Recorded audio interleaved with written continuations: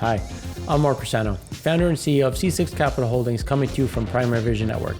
Today on the EIA show, we have a lot to discuss because there's a lot of hiccups that are going to really play out over the next 2 weeks or so, given the issues that have taken place in Texas. For you to learn more about our thoughts on that, we did a whole show dedicated to it, looking at what caused it, what happened, and then how to fix it going forward, because this is something that's going to face really many different grids throughout the world, especially in the U.S. So, but right now we can say that there's about 3.5 to 4 million barrels a day of production that is offline. So about 80% or so of the current activity within Texas at this point, just given from either freeze-offs and/or power outages. And there's about 5 million barrels a day of refining capacity that is offline as well. Now, some of that is starting to come back, but there's an issue with obviously power, given the fact that they're still short 30,000 or anywhere from 20 to 40,000 megawatts, just given kind of where the situation lies. And then there's still a deep freeze, which is causing the equipment to trip up. So you're not going to try to bring it back online. This has also created issues at the ports where there's no power and there's just a limitation based on fog and other restrictions, so pilots aren't moving. So this is also going to hinder exports, imports. So you can see how this is going to be sloppy over the next 2 weeks or so as we start to get a thaw, which we're going to talk about in later in the show. But, now that that's being said, let's just look at kind of where the futures curve is. So here you can see that we're starting to balance out a little bit on the front month. We're down about 50 cents on WTI Cushing. That will start to come back a little bit more as there's that balance of what is lost supply, what is lost demand. And right now it's going to be a matter of who comes back first.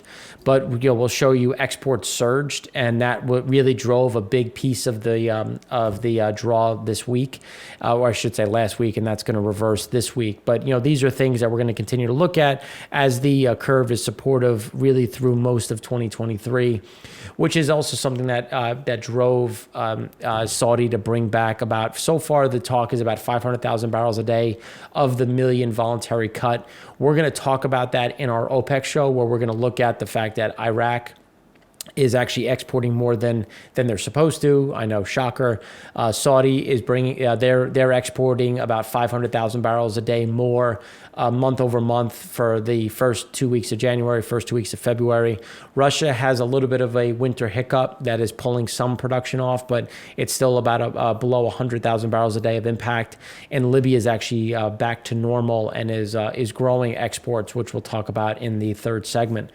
So before we dive into the U.S. data, I just wanted to highlight, what has changed so far in around the globe from a regional aggregate indicator. So this is looking at just really peak congestion, what is happening in the different locations. Here you can see China has had a steep drop off due to Lunar New Year.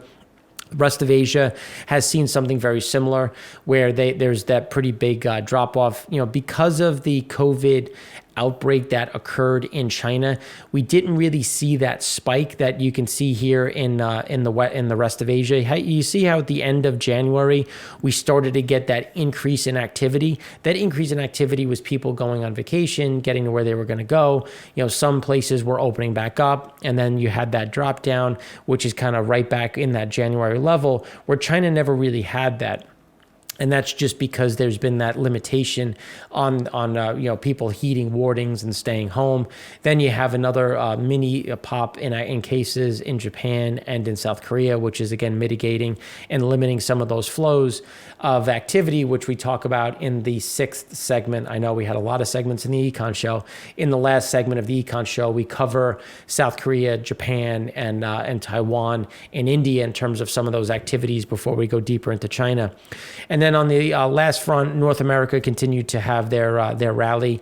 That's really driven based on Pad 5 coming back a bit more and some more of a normalization in Canada and some of these other parts. Now, unfortunately, that's going to reverse just because anybody who can look out the window, 73% of the country is currently covered in snow, and that's not changing anytime soon. So again, that's going to limit some of the benefits. Last point on China, here you can see in 2020 you had that increase in holiday public transportation, and then you had that steep drop off. Obviously in 2021 with the spike in COVID ahead of Lunar New Year, and then with the continuation of just people avoiding public transportation. Here you can kind of get an idea of why so little has happened, and we talk about this specific chart as well in that last segment of Econ 6.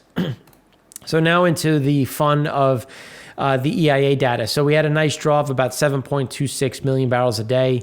You can see that there was a small draw from the SPR of the Strategic Petroleum Reserve, getting to about 7.4.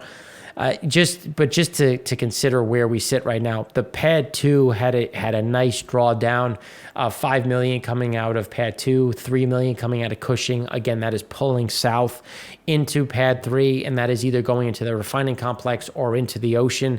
That is going to start, I should say, the exports are going to start seeing more and more headwinds as we see the physical market that is really tight, has really gotten a bit oversupplied.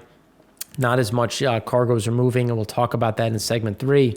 But that's going to put a headwind on some of those exports over the near term, because imports were up 40,000 barrels, which again was still below, pretty light in terms of imports. But exports surged by 1.245 million barrels a day, getting north of 3.8 on the week. So you can see on how that was a huge surge with exports, outperforming those imports. So here, production started to come down just based on some of the winter freeze that was starting to get recognized, and just based on what we're seeing so far. So off of 11 million barrels, there's about 3 million to 4 million that has come down. So you can get an idea of kind of how ugly this is going to be over the next 2 weeks, because we think it's going to take about 2 weeks to get some normalization. You have to get the pipe, make sure that the pipes are thawed, just because you'll have freeze-offs at the wellhead. Once that's thawed, you check the equipment, you start turning it back on. But that's obviously going to shutter the frac spreads as well, because what do you need to frac a well? Water. What freezes? Water. And they're not really set up like they are in North Dakota and other places with heat tracers and heaters in general. So this is something that's going to take time to normalize, which will keep that production capped for the next few weeks. Here, when we're looking at crude oil inventory, we're getting closer to that 5-year average, which is a net positive. We're still up about 18.9 million barrels a day year over year, but now we're below that the 5-year average by about 3.3 million. And this is just looking at it over the last 29 years. So you can see that we still have that healthy, pretty stable decline, which has been a positive as the exports have pulled out. Exports have left the coast, but now the problem is exports are starting to slow down. That's going to cap some of this drawdown, and then as well as some of these weather impacts will hurt demand in the near term. Then when we look at what's happened in Pad 3, you can see that we're still drawing down. It's still fairly stable, and it's just because there's still that import-export. The draw was really driven by Pad 2, because you had Pad 2 that had a big drop in imports, which we'll talk about in a second. But we also had Cushing that had that drawdown into Pad 3, into the international markets. So that's why Pad 3 didn't see the biggest draw. But again, Cushing did, which is a net positive, especially when we look at just where it sits in terms of versus the historics. So just to give you an idea, because this is going back to 2006, but when we look at Cushing, year over year, it's still up about 6.8 million barrels. But, just given the size where, this past week, it was down by 3 million, that will stop just because of, again, the power outages of coming from Cushing into Texas.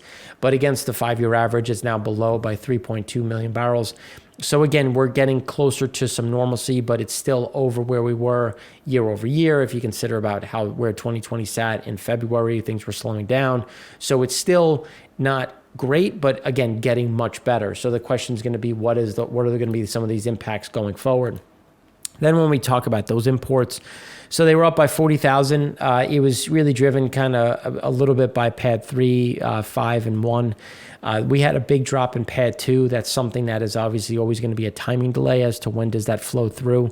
Pad 3 is obviously going to have it's going to go down. It's just the question by how much is always going to be an unknown as to how quickly power gets comes back. How much can they get boats coming in and out, what has priority based on who's first in line. So there's going to be a lot of noise that we're going to have to look at. But pad 2 should see some normalization. Obviously, pad 1, pad 5. Based on what we're seeing, we're going to see a little bit of the same. We don't see too much of an increase or decrease, but really within a fairly tight band over the next week or two. Runs increased to 83.1%. Obviously, that's up by 10 basis points. So again, within that range that we keep talking about, this is going to have a big drop off. We're seeing about 80. The estimates range, but when we look at pad 3 in terms of the fact that they're operating at 8.3 million barrels a day, think about where they sit right now with about 5 million barrels that have come offline.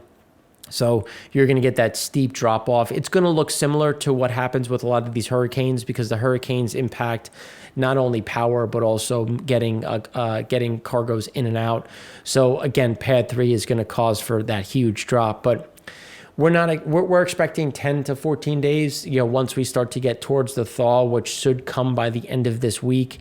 And then we'll start to see some of this normalization as guys start to turn equipment back on and make sure that everything's operational. Implied demand had a big spike. As we were talking about last week, we thought gasoline was going to have this kind of makeup week, and obviously here it is. Now we think that there's going to actually be an oversized drop to the downside, just given what has happened in the market right now. Distillate is going to have some sloppy numbers just because they're moving diesel from one pad to another because they're trying to get some of this dual fuel to get some of that power up and running. So that's going to create some sloppiness in general, but the inherent cold that we've seen is going to keep some of that demand elevated until we start to normalize. Jet had a decline. We think there's just going to be another big walk back, especially now that we're past the President's Day weekend. We're past the winter break for those that have their kids have off. Propane, again, sees kind of that seasonal move. We're going to get that spike back up, but again, all of that's going to take time. So net, the implied demand is going to take a big drop, but this is why we keep looking at that average, because we think that you have to look at that, especially given the noise that we're going to see over the next few weeks. Floating storage, flat. As we were saying, there wasn't too much to say it was going to go up or down. Given the limitations on imports, this is going to spike up, because the demand is still so low. It's not like we're going to get back to the 5-year average, but it's going to spike and hold within the bottom of that cloud. So we will see some of those increases over the next week, really 2 weeks, just given based on the timing delay and then how quickly they can clear it. Because even before some of these issues that we've seen in Texas Power, there were fog issues, there were shutdowns last week impacting some of this. So again, these are things that are just going to reverberate through the system, which we saw with the export numbers. So here, imports increased slightly, as we were saying, kind of staying across the bottom of that cloud. Nothing to say that there's going to go up, especially over the next 2 weeks or so as they start to try to normalize and get some of this product in. Because we had that big surge in exports, we're going to have a bigger surge in imports as we start to balance out. But again, we have to look at that and try to average it out over a 4-week period just to take some of that noise down and see where the trends really are. The imports into pad 2 took another leg. It's now just below the 5-year average. Again, this is something that we've been saying it was going to stay above the 5-year average. And there, right here again, it's that seasonal and that just timing delay. So this is something that we'll see a bounce and a recovery in terms of that activity. Now, when we look at operations, this is just looking again at the percent of utilization. You can see it. We're at 83.1. Based on the numbers that we're hearing, we're likely to come in at just below that 70% and come in where these low points are, which is where those hurricanes show up as guys just can't come back. It's really going to rely on who can come back at what period in time and how are they registered based on this is looking, every week is looking last week. So we're going to be talking about this week's numbers next week. So that's why we have to see about when those facilities went down. Obviously, they're still down. They're not coming back on before their reporting is due. So that's when we're going to see that movement to the downside, and then that kind of a staircase higher. The question will be who comes back first, refiners and or Production, typically based on what the issues are, production comes back a little bit faster just because of the requirements that you have to go through to bring a refiner back, especially if it had to shut down and it had this exceptional freeze to make sure there's no cracks. The last thing you want is a pipe to be cracked in a refiner. So again, these are things that we're gonna have to look at over the next let's say 14 days. So there's going to be a lot of fun in these shows to kind of see where do we think things are going, and has the trend changed, and can we see through some of the noise that's going to crop up over the next several weeks.